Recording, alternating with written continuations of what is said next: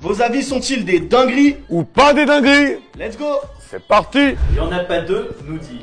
Si Zidane joue actuellement au foot et pas au début des années 2000, il serait considéré comme un milieu moyen.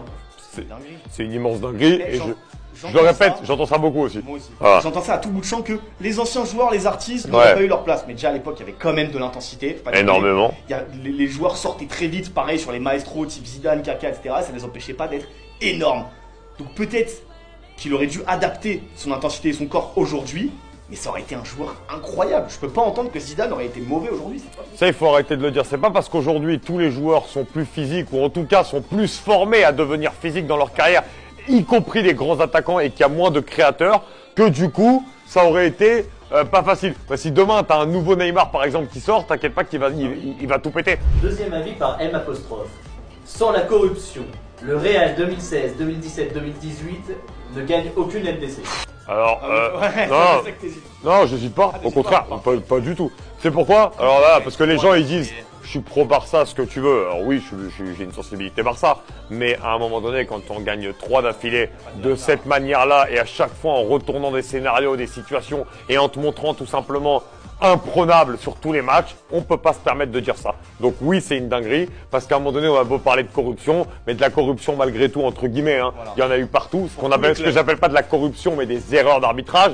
Hein, le Paris Saint-Germain le sait bien. Donc voilà. Je peux compter pour tout le monde a déjà bénéficié d'un arbitrage en sa faveur. Toutes les équipes, toutes les grandes équipes. C'est le droit que t'as quand t'es une grande équipe, on va dire. Et le Real n'en a pas plus bénéficié. Ils ont gagné 3 d'affilée, bravo. Faut juste s'incliner. Qui dira ce qui nous dit: le retourné de Ronaldo contre la Juventus est un but de fou, surtout car c'est Ronaldo. Mais celle de Garnacho est mieux.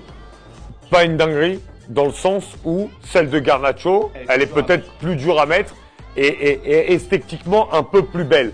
Maintenant, non, ça je suis pas d'accord. Celle de CR7 pour moi c'est la bicyclette. Alors, comme on l'entend, comme on la rêve. Ouais, elle est parfaite, mais l'autre il est quand même un peu plus sur le côté. Ouais. Elle est plus dure à prendre et esthétiquement, je trouve que par rapport à la position dans laquelle il est, la réussir aussi bien, elle est exceptionnelle. Esthétique, ça se vaut, hein, parce qu'attention, celle de Ronaldo, pour moi, c'est une masterclass. Et ça, par contre, c'est pas parce que c'est Ronaldo. Là, je suis pas d'accord. Mais je dis pas dinguerie dans le sens où je peux comprendre que celle de Garnacho est plus belle. Voilà. Le fait, là où c'est un peu une dinguerie, c'est de dire que la retournée de Ronaldo, c'est parce que c'est Ronaldo. Non. La retournée de Ronaldo, elle est extraordinaire. Et si ça avait été n'importe qui, on l'aurait dit aussi.